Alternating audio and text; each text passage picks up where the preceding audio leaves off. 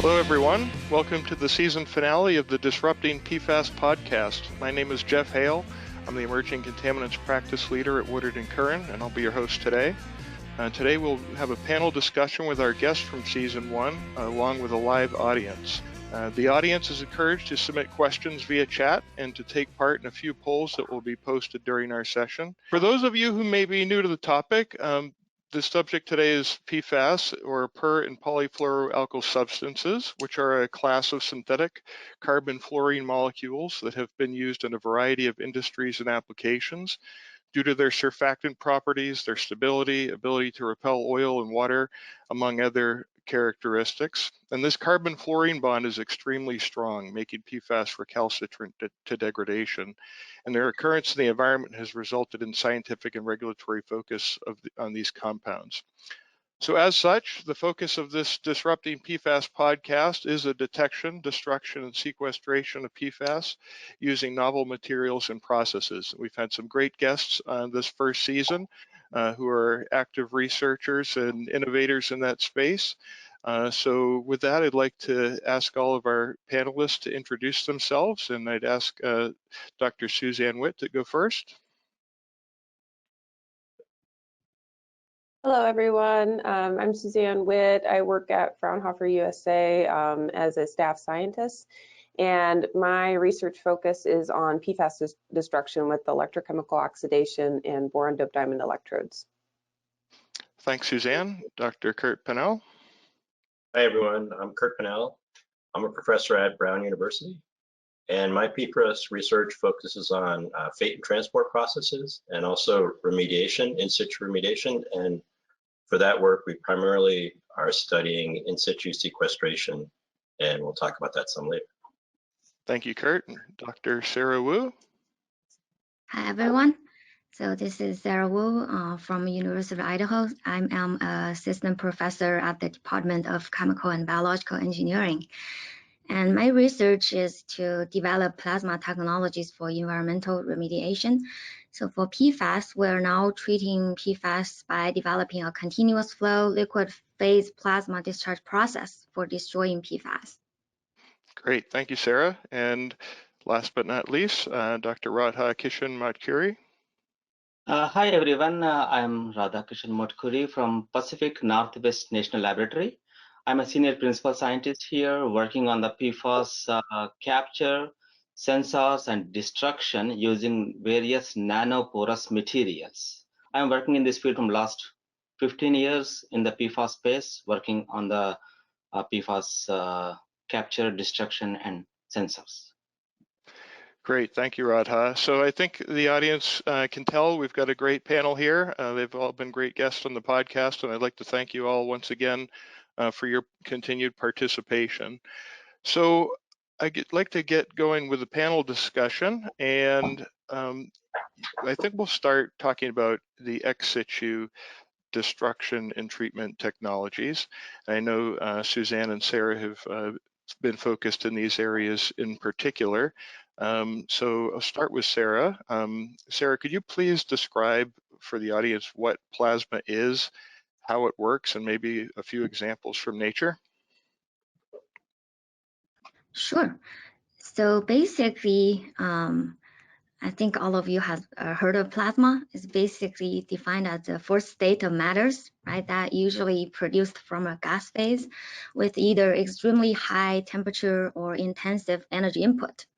So the materials will be ionized and enter a plasma state, which is full of electrons, charged particles, reactive species, and also produce other hybrid physical and chemical effects, such as UV, electrofield, and shock waves, acoustic waves. All of these effects can be used for accelerating chemical reactions. So you can find plasma everywhere in nature, the fire, and you see the sun. When you see northern light, and even lightning is a typical plasma discharge. They are known as hot plasma. And actually over 99% of the matter in the universe is in the plasma state. Also, the applications of artificial plasma in our daily lives, including lighting, fluorescent lights are plasmas, plasma TV, plasma cutter, and ozone generator. They are producing plasma either in a gas phase or in vacuum. Thanks, Sarah. When we talked originally, I had heard of plasma. I knew how it was being used for PFAS, but I didn't know that it was actually so common in commercial applications and as well as in nature. So I think that's a really informative description for our audience. Could you talk a little more about the technology you're working with, maybe how it's unique, in particular the liquid phase plasma discharge process? Sure. Let me start with a little bit of background of plasma technology for the PFAS destruction. Simply put, you can imagine it as we just are manipulating the artificial lightning. So it's using the chemical and physical features produced with the plasma discharge to break the chemical bonds, such as like carbon-carbon bonds, carbon-fluorine bonds that you mentioned, and decompose the PFAS compounds in water to the non-toxic forms. So attacking by highly energetic and reactive species in plasma, such as hydroxyl radicals and electrons, ideally the multiple fluorines on the PFAS molecules are cut off from the carbon backbone and become fluoride ions in water.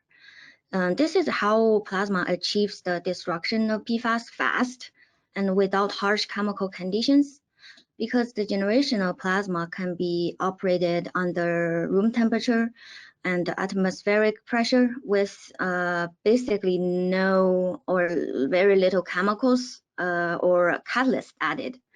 So we can say it's a green technology. That's why there's a lot of research interest in developing plasma technologies for PFAS disruption. Well, so currently the different plasma approaches are being developed in terms of plasma reactor design. There are pin-to-pin, pin-to-plate, dielectric barrier type, and other types of discharge like Corolla, spark, gliding arc produced in gas phase or liquid phase.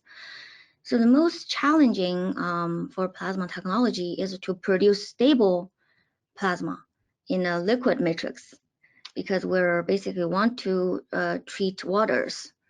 So most of the working plasma processes have to produce the discharge in gas phase and then contact it with water for water and wastewater treatment. And scale up is not easy. While the reactor gets bigger, it's harder to control. And there's also stable plasma discharge is very hard to maintain. And also the complete treatment of the whole batch is hard to achieve too, since plasma is produced just between the electrodes, while if you use a big tank, it's hard to treat completely the whole batch. So as for our process, the uniqueness is that the continuous flow liquid phase plasma discharge reactor that we designed to engineer the plasma discharge for directly handling and treating the liquid matrix with the PFAS contamination. We can do it with or without gas. And that was the first endeavor that achieves continuous liquid phase treatment instead of batch treatment for PFAS. So this design is just working like a plasma filter that produces plasma discharge right on spot at a small channel that provides focused treatment for the liquid continuously when the liquid is continuously pumping through, and that guarantees any part of the liquid flowing through the channel will be treated uniformly.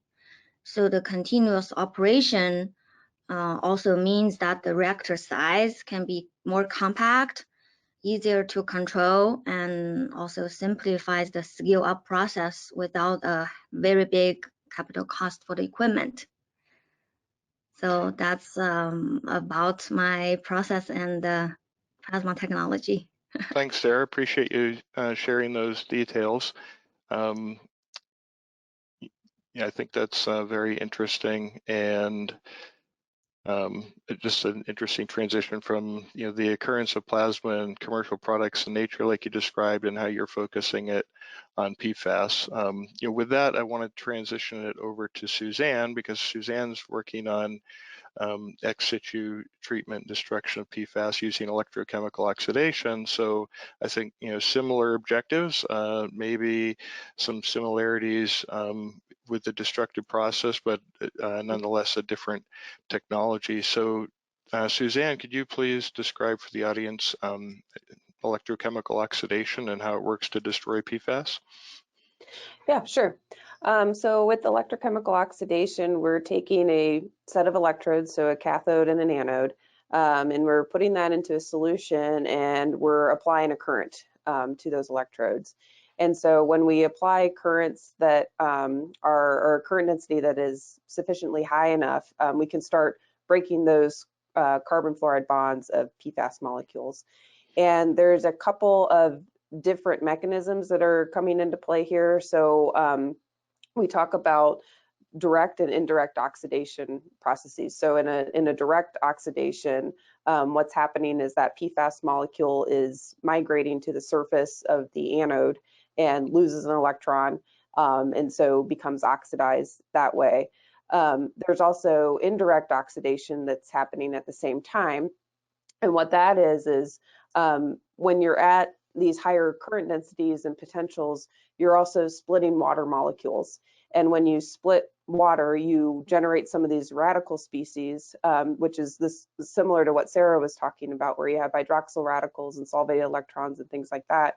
So those species are also reactive. And so, just a little bit away from the electrode surface, more in the bulk solution, you can have indirect oxidation of those carbon fluoride bonds as well. And what we think at the moment is that both of these processes are important for overall PFAS degradation. And with electrochemical oxidation, it usually goes through this chain shortening process. So if you start with a longer, say a C8 chain, you'll shorten that chain one carbon at a time until you get to the constituents, which are CO2 and fluoride anions. So also similar to what Sarah was saying, we're trying to generate those fluoride anions to show that we've totally ripped apart that PFAS molecule. Thanks, Suzanne. So I think that's that was a great opportunity to kind of compare and contrast both of your technologies, plasma treatment and electrochemical oxidation. I think a lot of people may have heard of these, know a little bit about them, but it's nice to hear them compared and contrast like that. So thanks for that description. I think you're teeing me up for our first poll question, which will be coming up in a little bit. But sticking with Sarah and Suzanne, the next thing I wanted to talk about are the electrical requirements of your two technologies.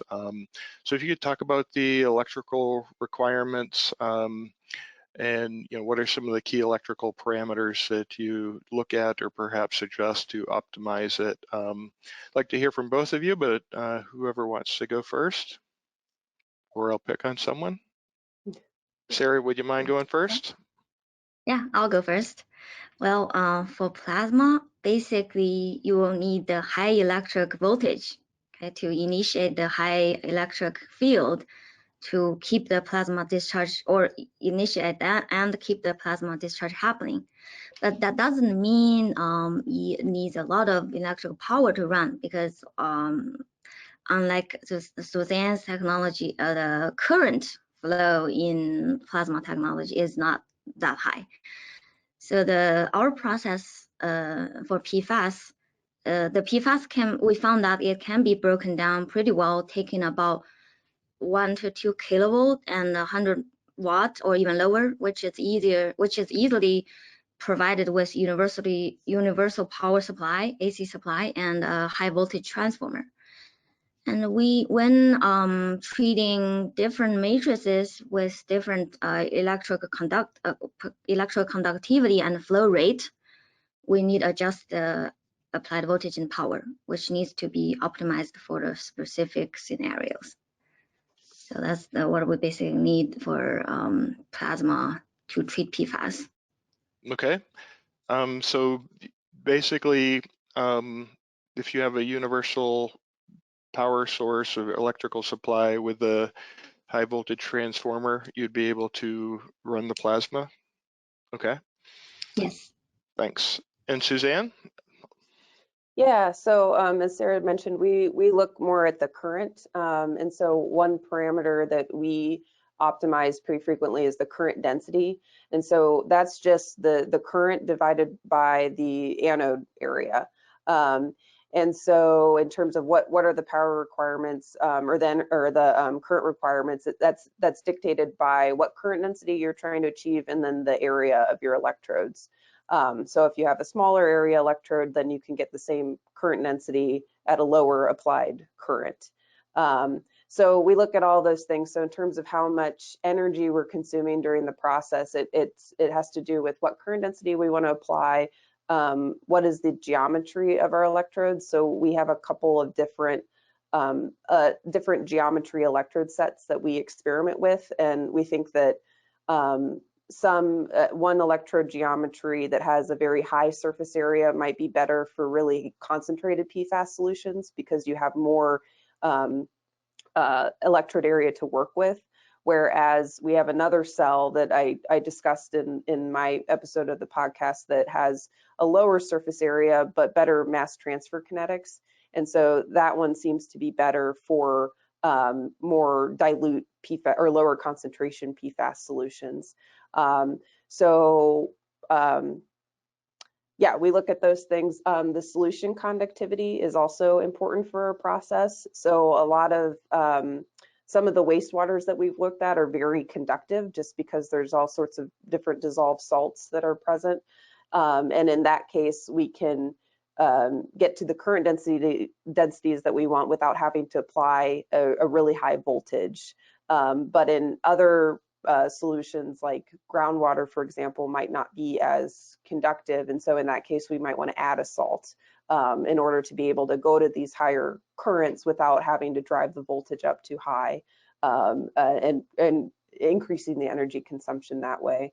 And yeah, in general, we can use commercially available power supplies. So like a lot of our sort of bench level experiments use about 10 amps of power to get to the current densities that we want. So yeah, so at the moment it's nothing special in terms of high current power supplies. Okay, excellent, Suzanne. So yes, I think it's important to appreciate some of the electrical requirements and some of those key electrical parameters that you look at, such as the current density with electrochemical oxidation. So I guess the final prepared question I have for both Suzanne and Sarah is involving technologies that are available or coming to market that concentrate PFAS, so resulting in a small volume of water that's highly concentrated with PFAS. I mean, there's certain technologies out there that can do that. It's very beneficial, but ultimately you still need to deal with that small volume, high concentration. And I'm curious to know how your technologies may be suited for dealing with those types of waste, especially, I think Sarah, you said there gets to be a point where scale up can be challenging, but maybe you don't need to scale up, maybe you need to scale down the volume you're dealing with. So the theme I'm going with is complementary technologies. So Suzanne, would you mind taking a stab at that one first? How electrochemical oxidation could possibly be used to treat low volume, high concentrate solutions? Yeah, absolutely. I think, yeah, you hit on it with the scale up. I think that this is going to be crucial for scaling up a technology like this. Just simply getting, well, in scaling up, reducing the volume that needs to be treated, and in order to do that, use some sort of pre-concentration technology. I did provide our paper on ion exchange solutions, so that there should be a link available to that. So we have looked at some of these really concentrated PFAS solutions, and electrochemical oxidation works really well for those. And that puts us at an advantage, because the higher your PFAS concentration and the less concentration of co-contaminants that you have in there, well, that helps the electrochemical process to really focus on PFAS destruction. Because what happens is we're at these high current densities that I mentioned, which are high enough to degrade PFAS compounds, but then anything that can be oxidized at a lower energy, that's going to be oxidized along with the PFAS. And so these are sort of these side reactions that could go on that lower the efficiency of your process. So absolutely pairing this electrochemical degradation with a pre-concentration step or some separation step, I think, is definitely the key to moving forward. Okay, thanks, Suzanne. And Sarah, your thoughts on coupling plasma treatment with some of these concentrating technologies? Yeah, I would say similarly, it's really wise to integrate the concentrating technologies with plasma process, so that plasma can be focused on destruction, because, you know, based on the mechanism of PFAS destruction by plasma, similarly, high concentration is supposed to improve the energy efficiency in terms of energy input for a unit mass of PFAS destroyed. So although this is still research needed to determine the highest concentration of PFAS can be handled by plasma treatment, or can successfully produce plasma in, the potential for the plasma technology to treat the concentrated and low volume is very promising. And most ongoing research is still using relatively low PFAS concentration from ppb, ppt level up to probably 100 ppm. And for our process, based on our limited trial, we have successfully handled PFAS solution even with 2% of PFAS, which means 20,000 ppm. I think it may even go higher with that level that we can handle. Yeah, so it depends on what the needs of the concentrated flow that comes. So 20,000 ppm? Yeah. Yeah, wow, that's exciting. All right. So, you know, that's exciting to know that there's a few technologies available that could be coupled with some others, you know, for, you know, total destruction. And again, I said it before, but it is interesting to see the two technologies, plasma and electrochemical oxidation, you know, discussed side by side like that. I think that's pretty interesting. So at this point, I would like to remind and encourage the live audience to submit any questions in the question chat. I'm scanning for those from time to time. We'll probably we'll probably cover those at the end, but I might toss them out there as we go. So again, encouraging the audience to submit questions.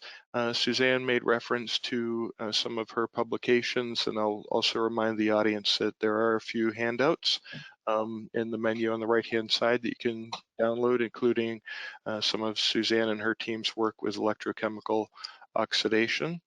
And at this stage, I'd like our producer, Jeannie Dudley, to post the first poll question.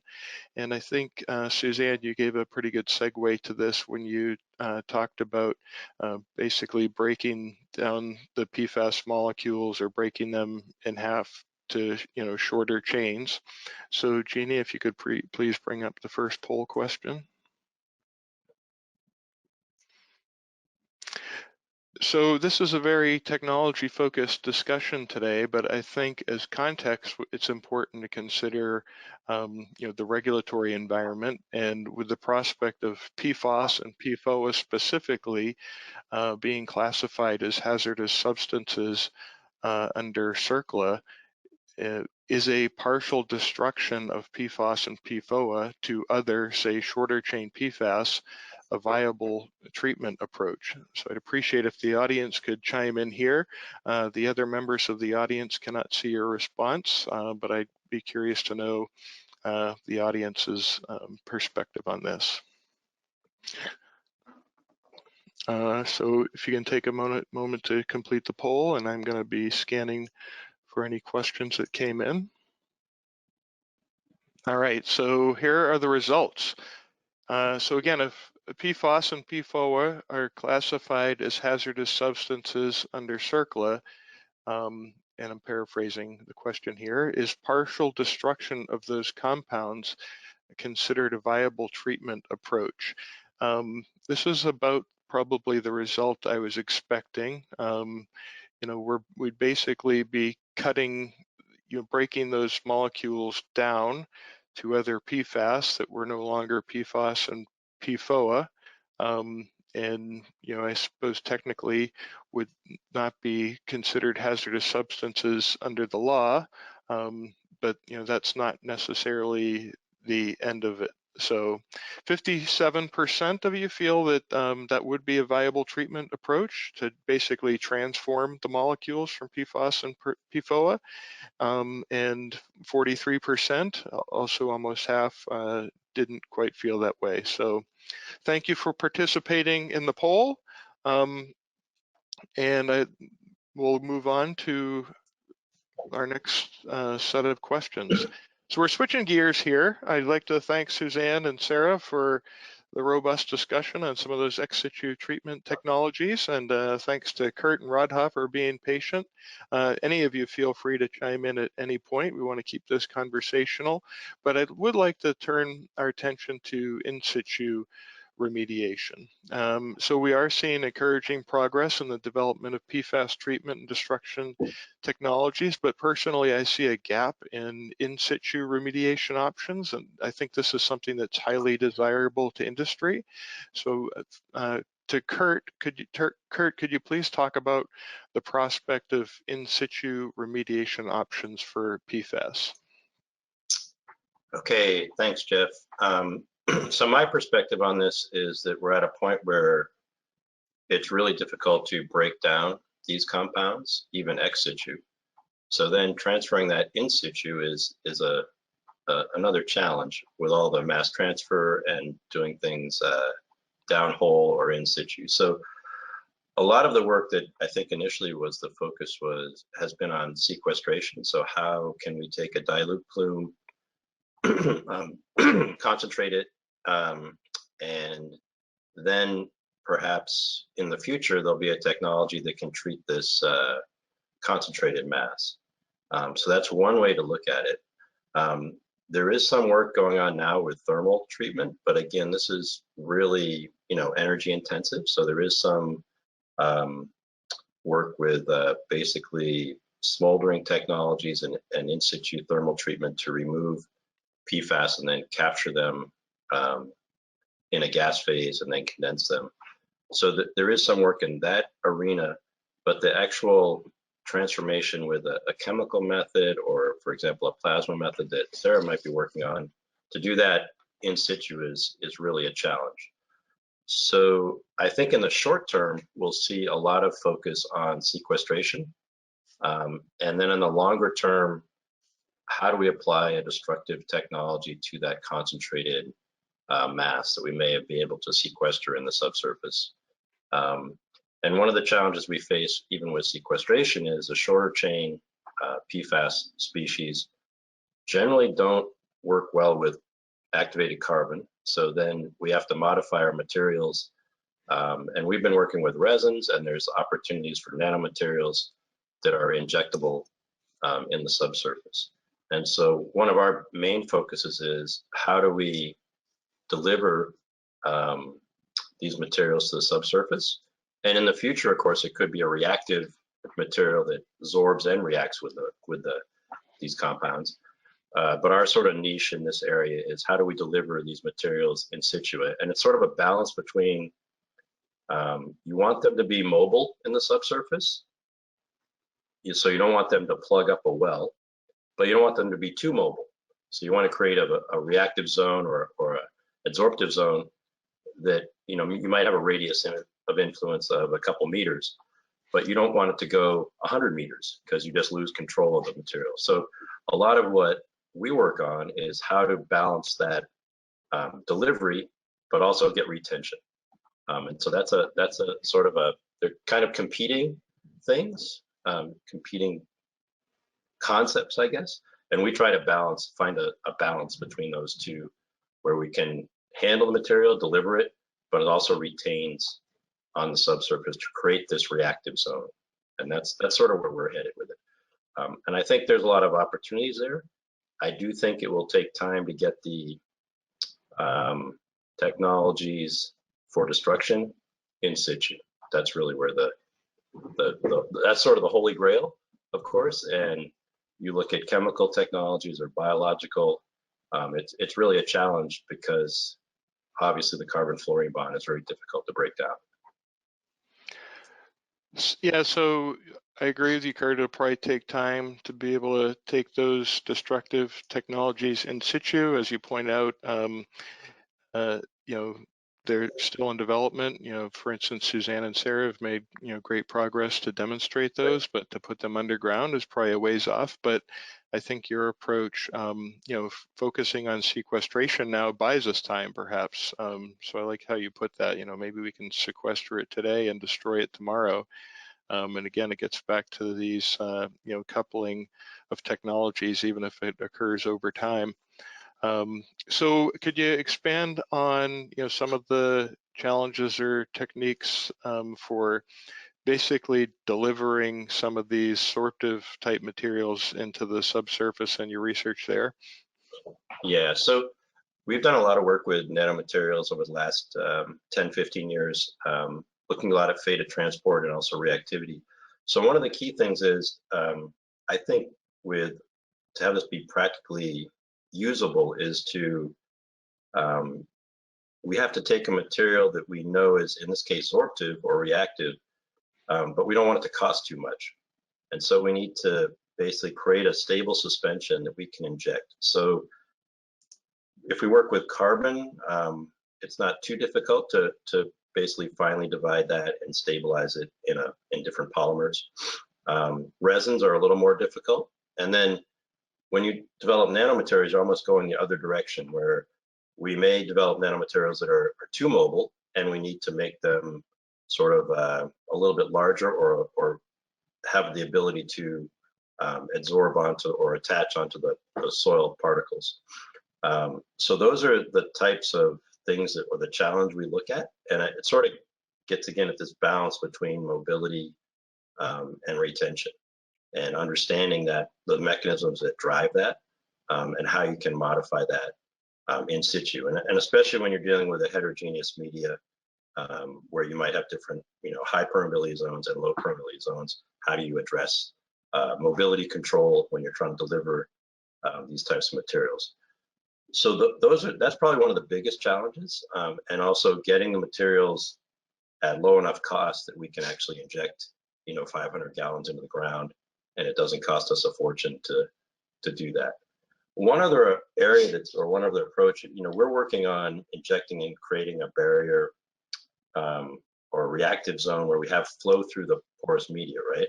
So one thing you have to be really careful about is if you put these materials in and they block the pore space and reduce the permeability, you'll just get bypassing.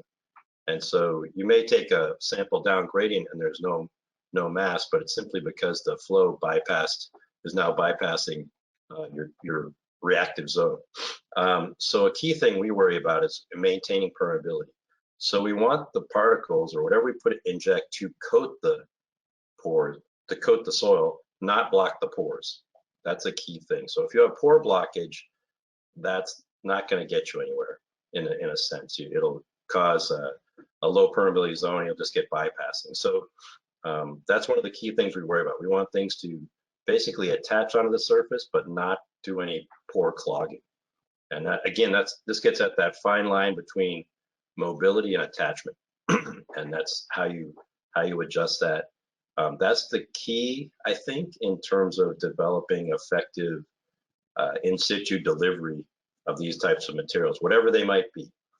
So it might be nanomaterials, it might be carbon, it might be resin, but whatever it is, you have to make sure it doesn't block the pore space, because then you'll just shut down the flow. Yeah, I think we talked about that on the prior episode, and my response was, as a hydrogeologist, I really appreciate that. We don't want to clog the aquifer or do any harm that way, but you were able to look at that or analyze that adherence to the aquifer particles with, was it a scanning electron microscope imagery? Yeah, so we do sort of a array of different experiments in the laboratory, sort of treatability tests.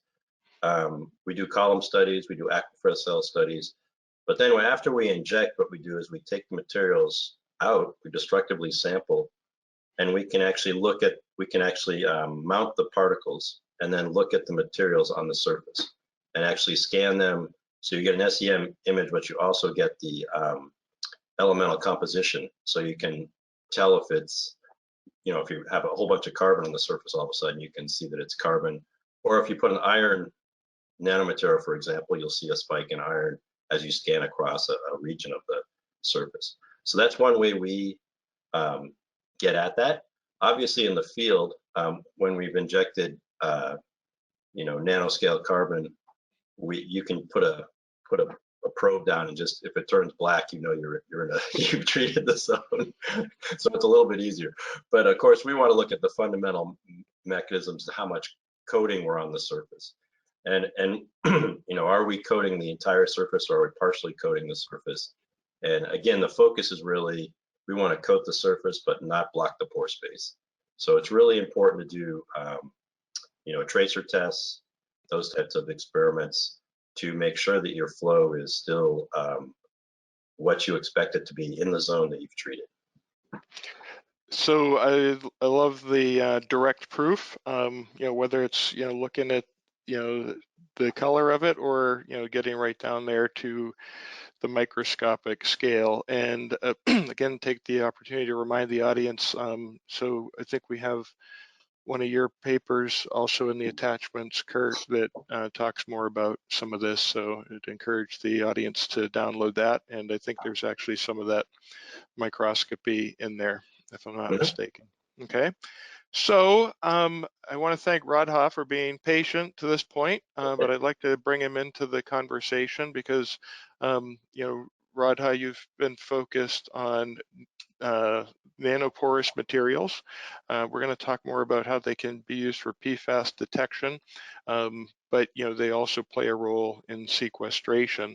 So could you chime into the conversation here and talk about nanoporous materials for PFAS sequestration, and as well as their potential for in situ or subsurface application? Yeah, thank you, Jeff. Coming to the in situ sequestration, I completely agree with Kurt, because the destruction itself ex situ is very energy consuming process, like as Suzanne, Sarah mentioned, right? So the sequestration is the right point. It is right now.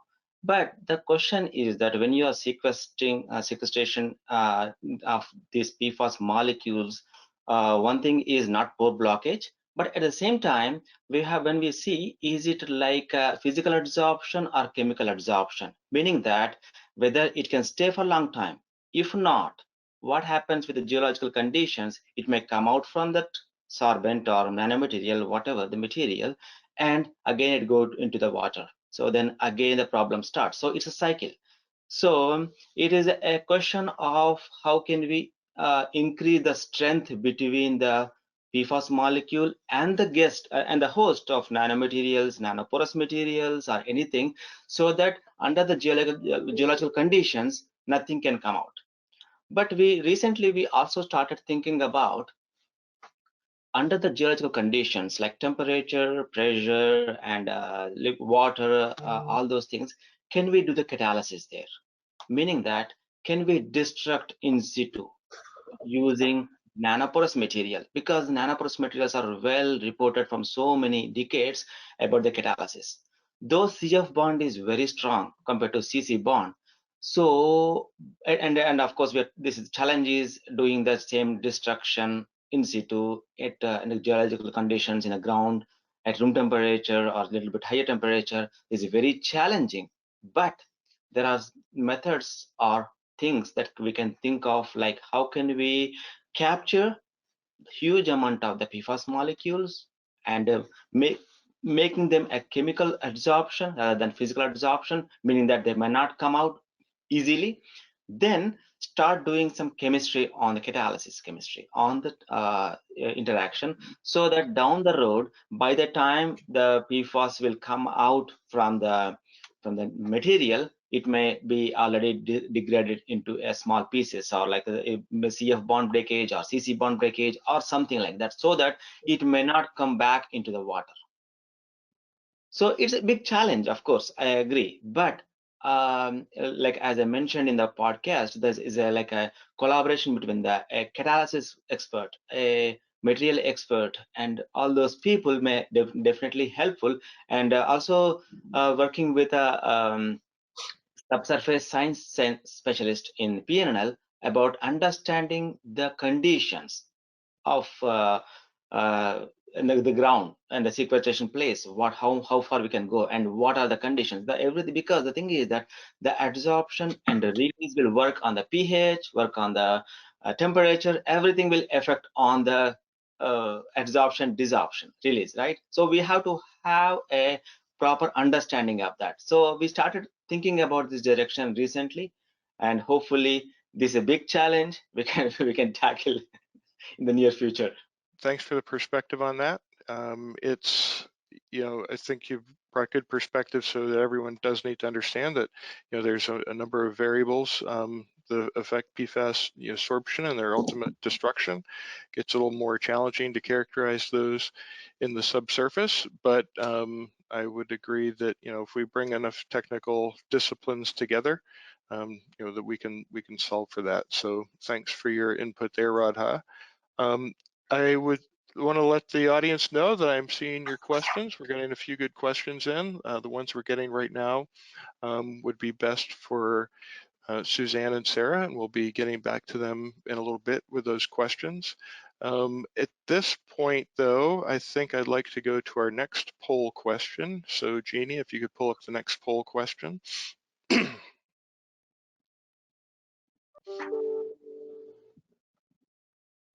So I'm sticking with the theme of the anticipation of PFAS and PFOA being listed as hazardous substances under CERCLA and the ramifications of that. In this case, I would like to know the audience's opinion. Will that put greater emphasis on destructive and in-situ treatment technologies, assuming that disposal options will be more difficult?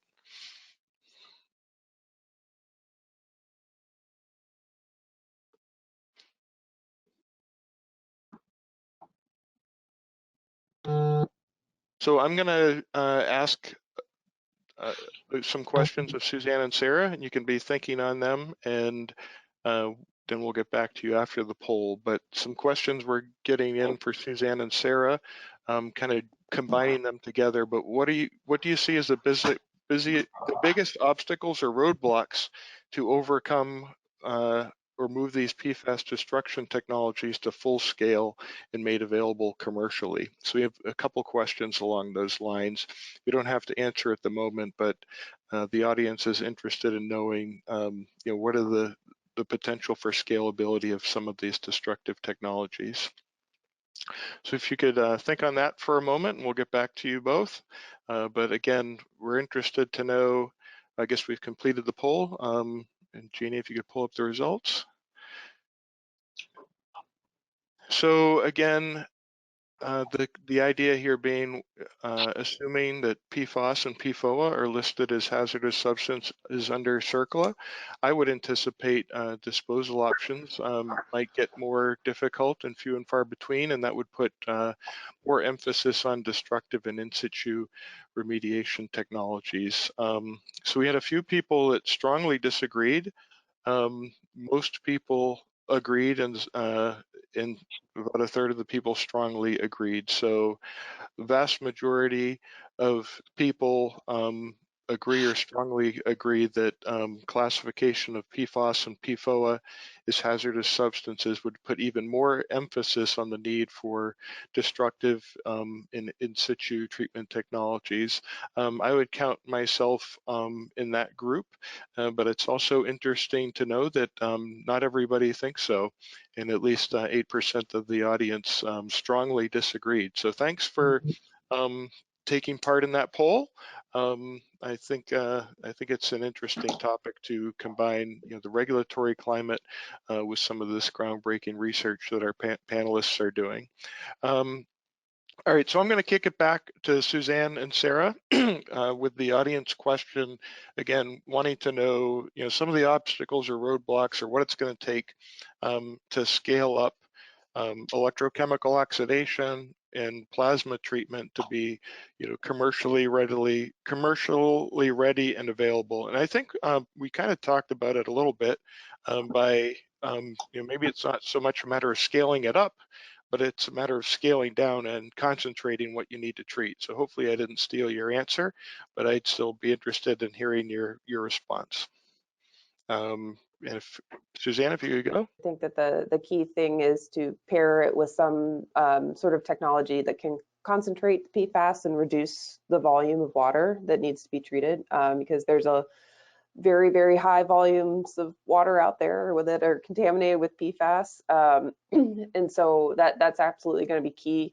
Another thing that I thought of, and this goes back to the poll question that was just put up, is that treatment goals can kind of be a moving target. So, and that depends on what the regulations are. And as new toxicology data comes out for these different compounds, that plays into which PFAS compounds people want to degrade, and then, by how much. And so how do you design a system when the goal is kind of shifting, as you're doing it? I think that's a big challenge too. So it's just something that, as we move on, we have to adapt to.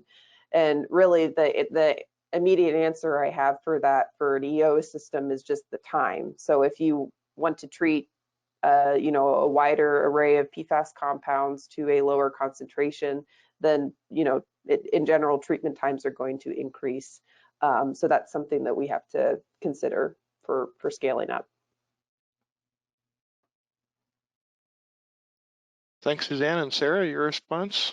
So I would say I mentioned the several obstacles for, at least for the plasma technology, was we didn't, because there was not enough research yet to find out either if it's energy efficient enough, cost efficient enough, or even we didn't achieve the complete treatment or complete removal of PFAS from the water yet.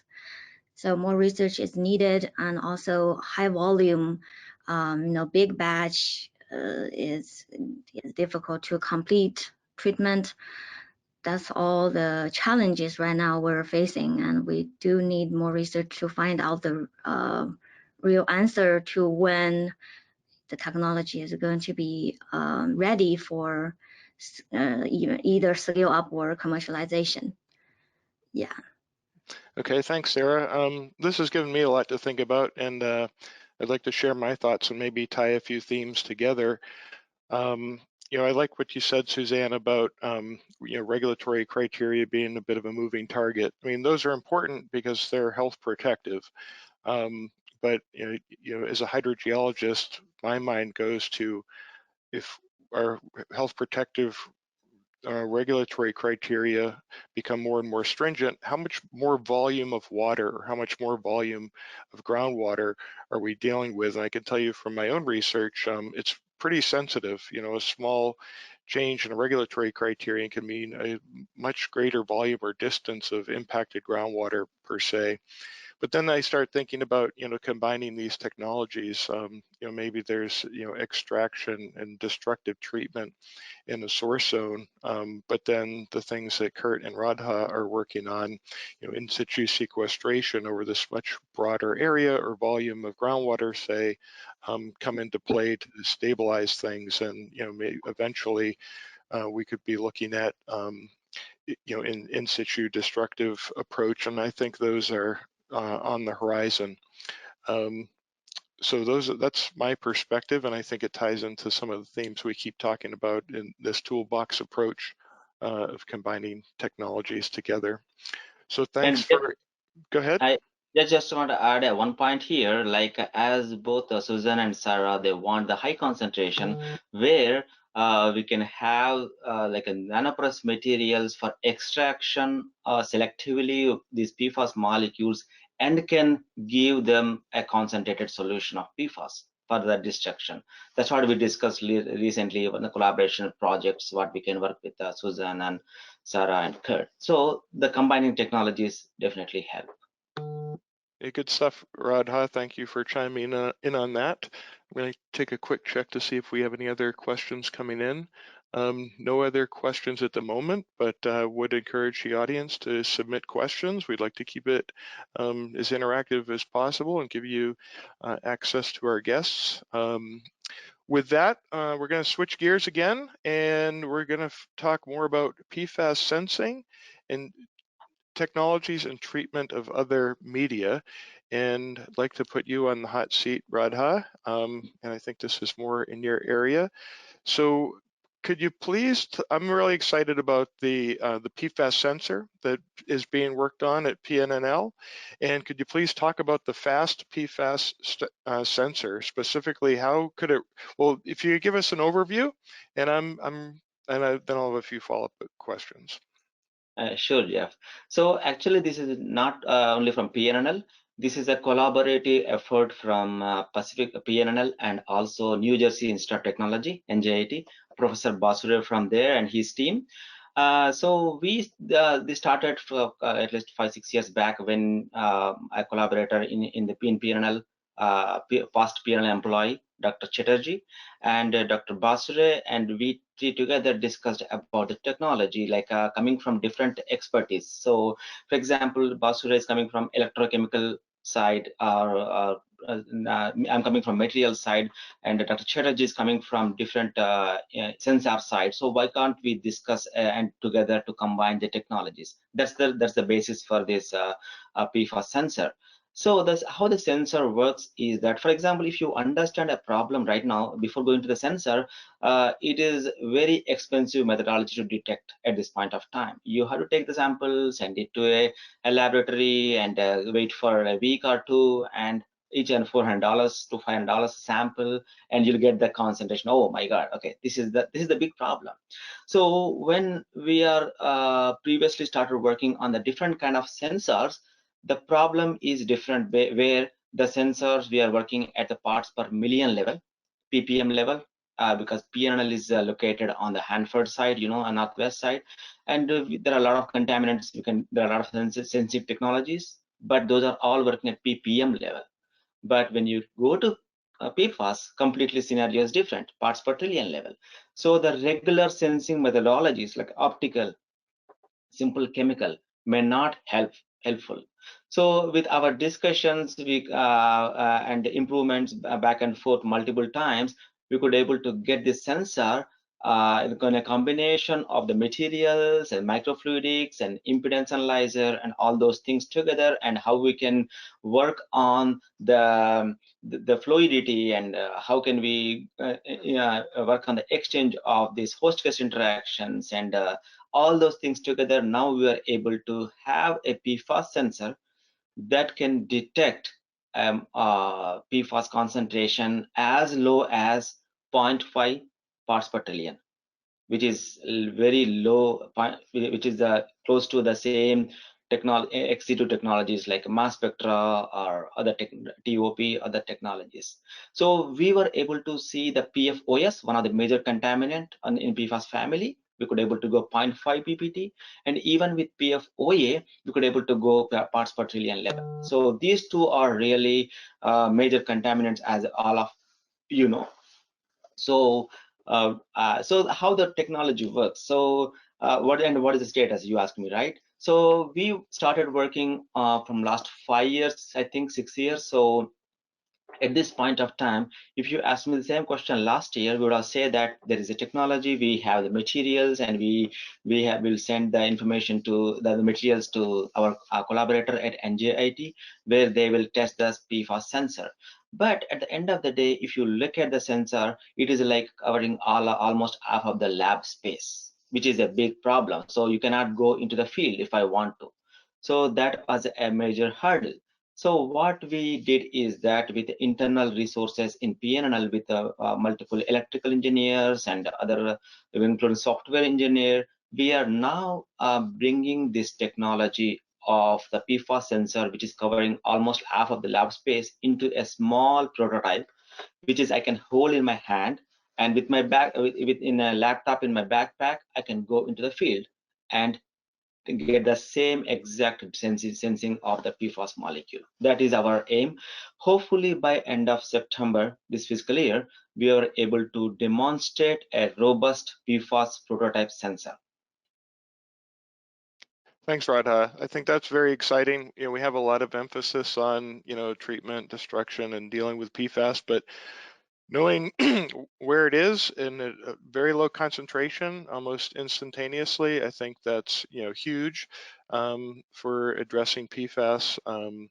I could envision several use cases for that type of technology, whether it's at a water supply system under someone's kitchen sink, or taking it out in the field to characterize things real time. So I'm excited to hear more about the development of the prototype. Thanks for acknowledging NJIT's involvement in it. And let's see. I think I'm going to stick with you, Radha, but we're going to switch gears a bit. And in our prior discussions, you made me aware of the prospect of using some of these nanoporous materials to address stack emissions to remove PFAS. So hopefully I'm summing this up correctly, but you're using nanoporous materials in a lot of exciting ways, from using it as a medium for detection to sequestration, potentially in groundwater or other aqueous media.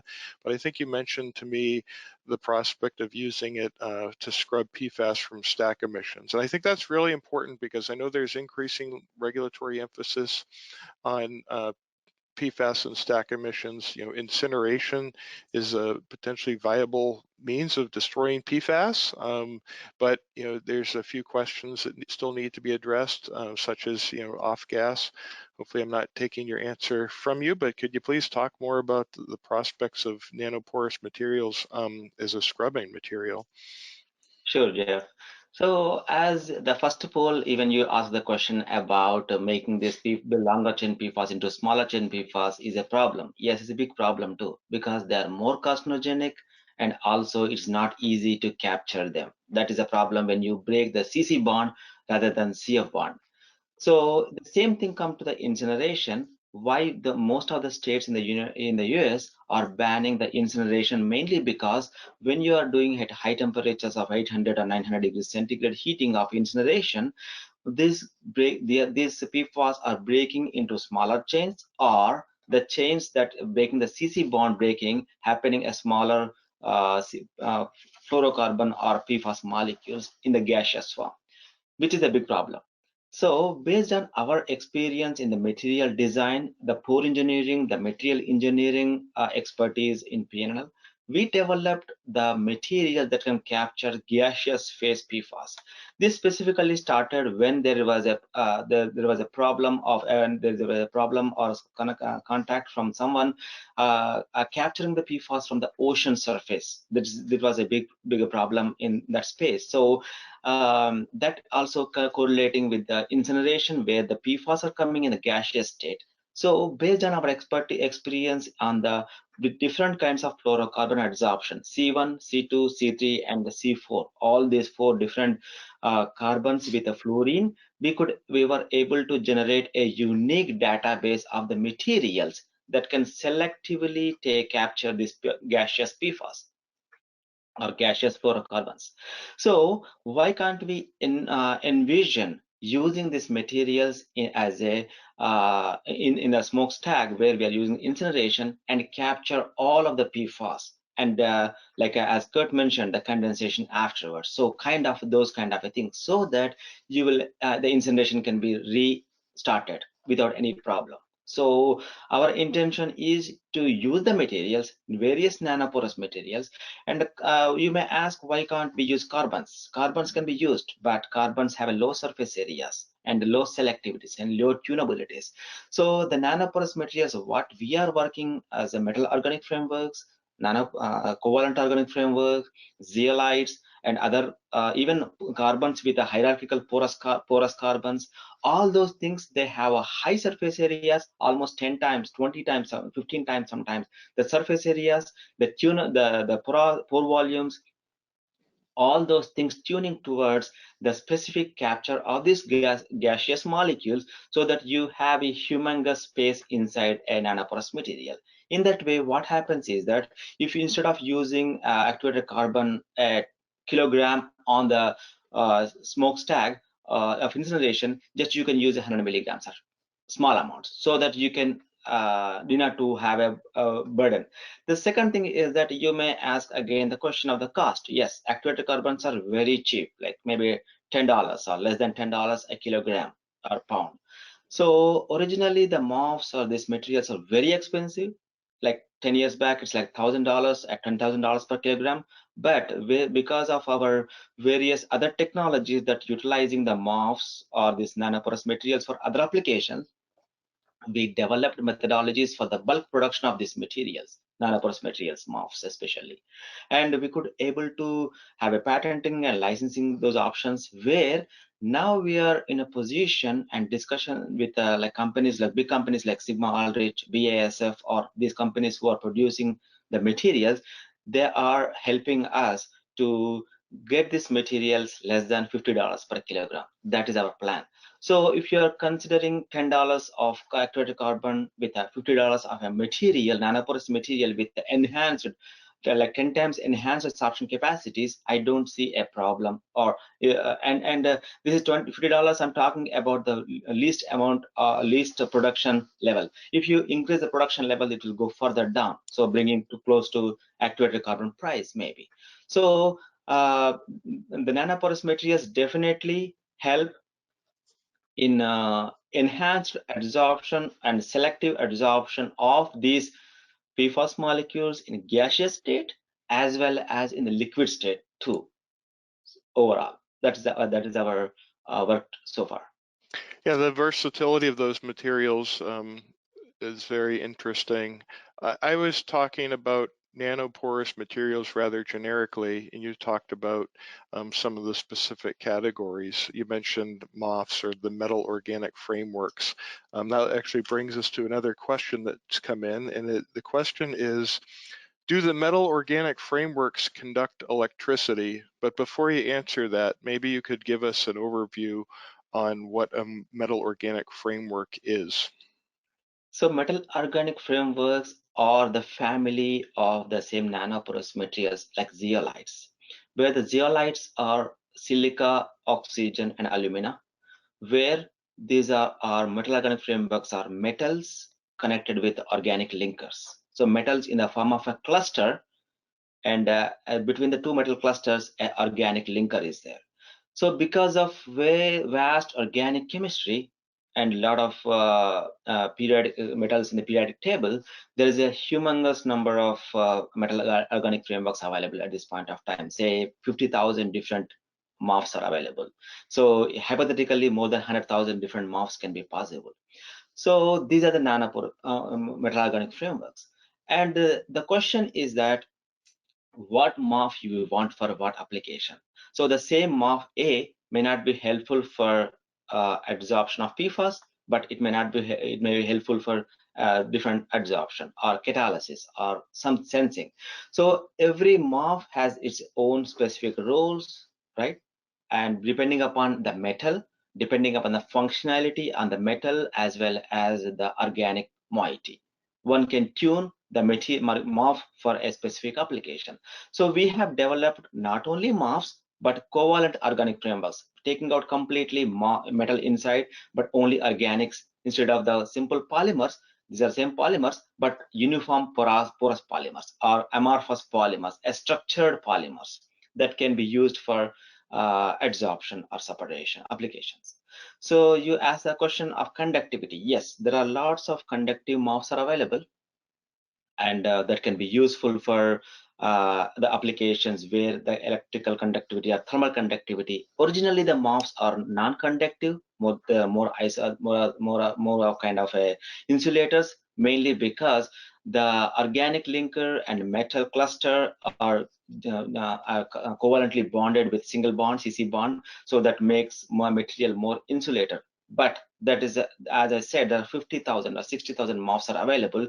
There are materials, MOFs, that can conductive little bit of current. Now, I cannot say fully conductive, that like a other carbon materials, but they can be made as a conductive thermally as well as electrically. So some of the metal organic frameworks can be made to be, let's say, partially electrically and thermally conductive. Okay. Okay. Yeah, I think that was a great question. And a great answer to that question. So thanks for elaborating on the variety and the number of nanoporous materials. I had glossed over that, and it was important to cover, again, the variety and the number of them. Okay, let's see. I'm checking for more questions. We don't have any questions in from the audience at this time, but again, please submit your questions. We've got about 23 minutes left in our scheduled session, and that takes us, I think, to my next poll question. So Jeannie, if you could please bring up the next poll question. So this ties back to something we just discussed. Hopefully it's not a loaded question, but monitoring of PFAS occurrence and migration should complement treatment and remediation solutions. So, how would you rank monitoring and the occurrence and migration of PFAS relative to just treating and remediating it? Would you agree they're on, a comparable plane? Okay, so the results are in. Again, most of the audience agrees or strongly agrees that this combined approach of monitoring PFAS occurrence and its migration is a part of a solution, along with treatment and remediation. 18% of the audience disagreed, so that's an interesting result. I guess if I worded the question a different way, I would want to know where the audience would put their emphasis, especially the people who disagreed. Would you put your emphasis on monitoring occurrence and migration, or would you put your emphasis on just treating and remediating PFAS? So if you disagreed or strongly disagreed, feel free to put your thoughts into the chat. We can close that poll, Jeannie, and we'll go on to the next portion of the session here.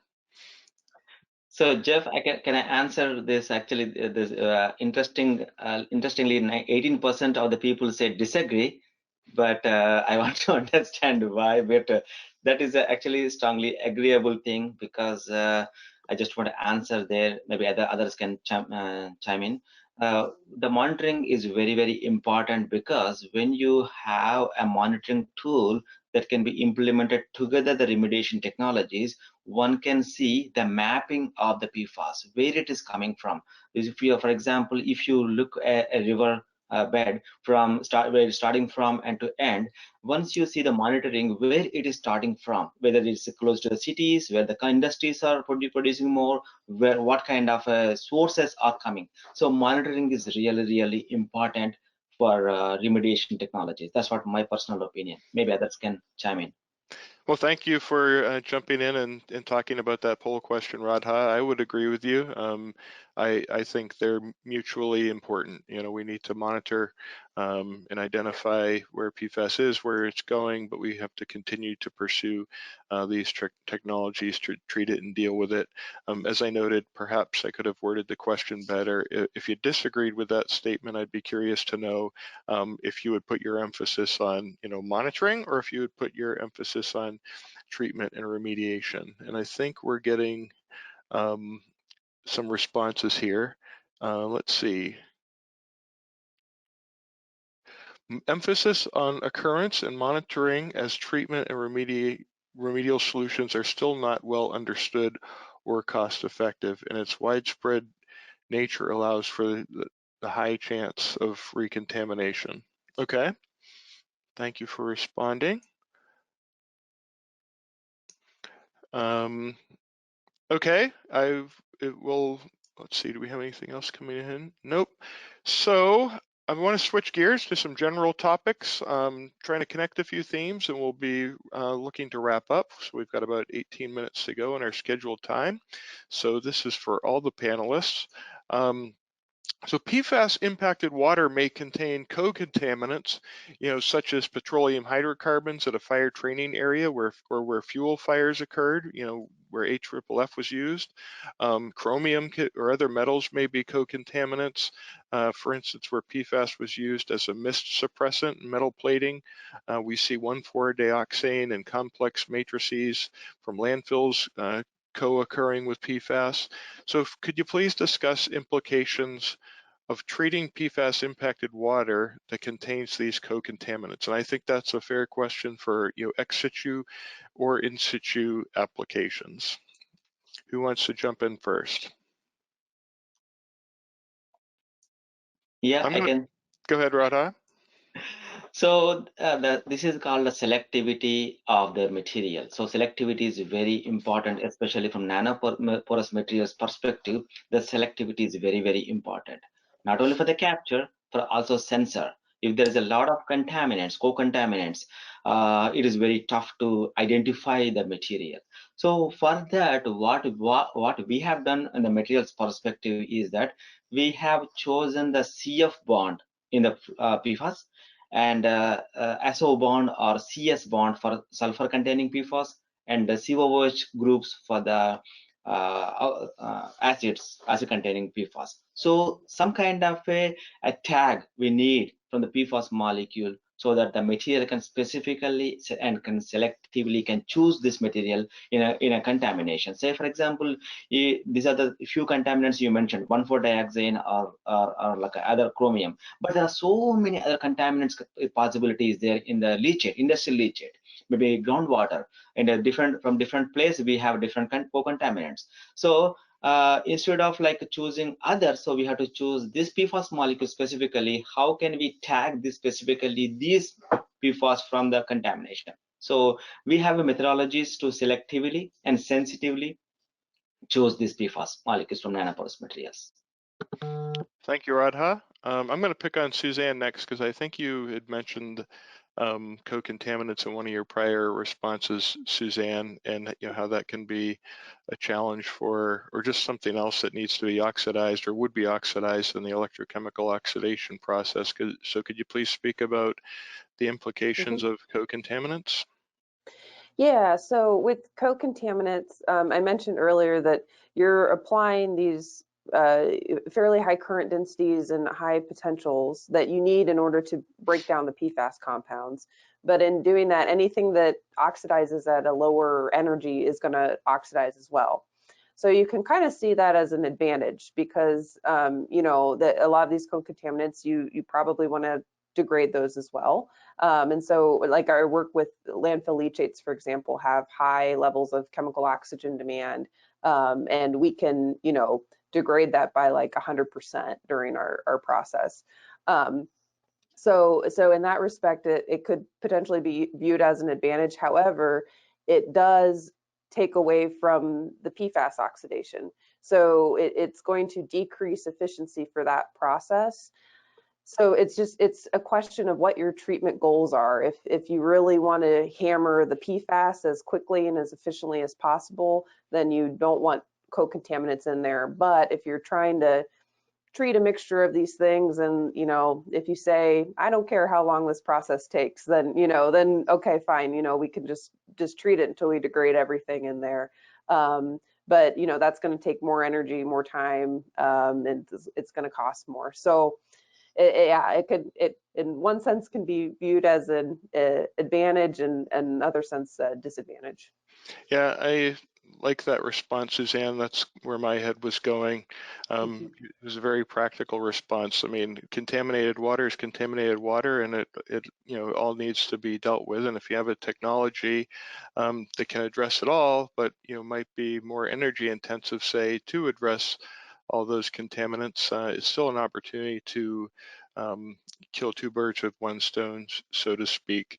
So I appreciate your response to that, because I think that's an important way to look at it. Kurt, I'll go to you next, and let's talk about in the in situ realm, where we may have a number of these contaminants in the subsurface, perhaps petroleum hydrocarbon plume or 1,4-dioxane plume, all commingled with PFAS, and some things can. Well, I won't give you my answer, but can you speak to those dynamics in the subsurface for an in situ approach? Yeah, so the way we've been approaching this is one way to approach it is to have sequential remedies in situ. So you might have, as an example, a oxidative zone followed by an adsorptive zone, or if you have, for example, a chlorinated solvent plume that contains PFAS. We've done some work where we looked at the effect of the PFAS on reductive dechlorination. And so the idea is to have a zone where you treat perhaps the easier compound to break down, up gradient, and then down gradient, you could have a sequestration zone to capture any residual PFAS that either isn't broken down or is not effectively treated by the whatever reactive process you have that's used for some other co-contaminant like dioxane or chlorinated solvent, either chemical or biological. So that's how we're approaching it now. But hopefully, we'll have, at some point, we'll have selective reactive materials that can break down PFAS. I think Radha is working on tuning those nanoporous materials for us, but that's a good response. It makes a lot of sense to me. So Sarah, I don't want to leave you out. How does plasma deal with complex matrices and perhaps multiple contaminants in that medium? Thank you. So, well, my answer would be similar to Suzanne's, because we're both destroying PFAS. But by nature, I don't think I have a bad news about treating matrix with the co-contaminants, because plasma is supposed to work as a universal means to tackle all these kinds of contaminants by either highly oxidation species or reduction species too. So theoretically, these co-contaminants could be co-destroyed as it takes much more energy to tackle the CF bonds in PFAS. So from recent research, I didn't see negative effects of co-contaminants on PFAS removal by plasma. But of course, each process has to be optimized for PFAS destruction focused. But I mean, there is also potential to optimize the same time removing these contaminants by plasma with more research work. So. Okay. Well, thank you, Sarah. And one thing I'm thinking of that we talked about is some of these concentrating technologies, again, getting not scaling up the process, but scaling down what needs to be treated. I guess that could be somewhat of a complicating factor if you can concentrate PFAS in a small volume, but if it's co-contaminated with something else and you can't you can't concentrate the other contaminant down, then you're still left with a volume of water, for instance, to deal with. Although then maybe there's another technology available that could treat a large volume of water with another chemical contaminant. Just thinking out loud there, and I'll go. So we've got about 9 minutes left. I'm going to go to our next general topic. We've talked a bit about the regulatory interplay here. And Suzanne, I think you said that that can make for a moving target. We talked about how the implications of PFAS and PFOA being listed as hazardous substances under CERCLA when that process goes through. So next question, how adaptable are PFAS treatment technologies, or your PFAS treatment technologies, to changing regulatory requirements, new toxicology data, or even newly identified PFAS? I think we've touched on a number of these points throughout, but maybe we could, wrap up, this dynamic, just talk about the dynamic situation of changing regulations, new toxicology data, and newly identified PFAS, in how adaptable your technologies might be to that. Anyone want to take that one? That's a tough one. I can answer. You can go first. Please. Yeah. So with the changing regulations, it seems in general it's going from regulating the C8 chains to then including some of the shorter chains. And so for us, like I mentioned with the electrochemical oxidation, in the process you're doing chain shortening. So over time we'll see an increase in some of the shorter chains, and then those eventually go back down again, and then it just kind of cascades from there. So with the really short chains, so the C4s, for example, those take the longest, and that's due to the fact that our solution might have some C4 chains in it already, and then at the same time we're generating them during the process. But at a certain point, you do start to see those go down. So it just goes back to, again, the time that it takes in order to degrade these things. And after meeting Radha and listening to him, this goes back to having the selectivity. Can you pull out, the specific compound that you're trying to treat? And then kind of tailor your solution to tackle that specific chain. I think that would be a way to move forward in order to improve efficiency for our specific process. So, Suzanne, with the electrochemical oxidation, is it a matter of residence time? Is it a matter of the current density, or some balance of the two? Yeah, it's both. Yeah, and it's really with the C4 compounds, you may have some in there to begin with, and then you're also through the oxidation process, you're generating those. So a lot of times what we see actually is that for a period of time in your experiment, you'll have just kind of a constant level of those C4 compounds, because you're doing both things. So you're degrading some, but you're also generating some at the same time. So you're almost at like a steady state at that point. But then once you get past the point where you're generating C4s from degradation of the longer chains, then you'll start to see that total concentration decrease. Okay. So yeah. I want to, so we've got 5 minutes left. I'm going to turn this question around and say, and we've still got a couple audience questions I want to get to, but there's some regulatory criteria out there, or proposed health protective criteria, that are approaching zero or non-detect.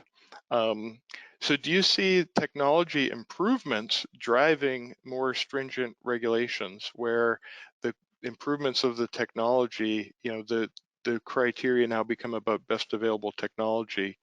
Do you see, so instead of trying to keep up with the regulations, do you see the improvements in your technology starting to dictate what the regulations should be?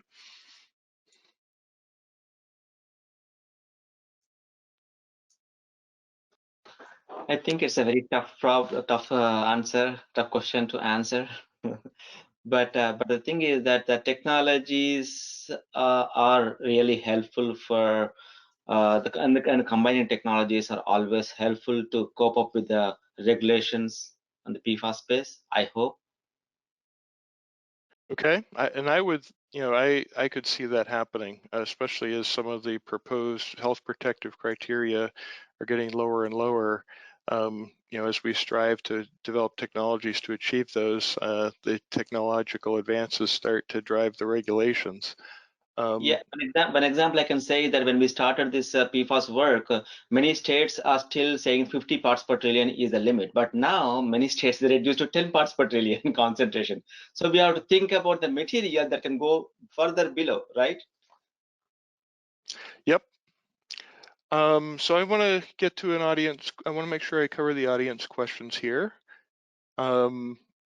So we have a question, can you give an example of a concentrating technology? So I'll field that when I was speaking about concentrating technologies and as a generality, but a few that come to mind are surface active foam fractionation, or SAF, your reverse osmosis that has a reject water that needs to be dealt with as a concentrate, or cases where ion exchange resin are regenerated and have a brine or a regenerate that needs to be dealt with. So those are some examples that come to mind for me. So hopefully that is a satisfactory answer. I think, let me make sure I've got all the questions covered. So I think that covers all the audience questions. That almost takes us to the scheduled time.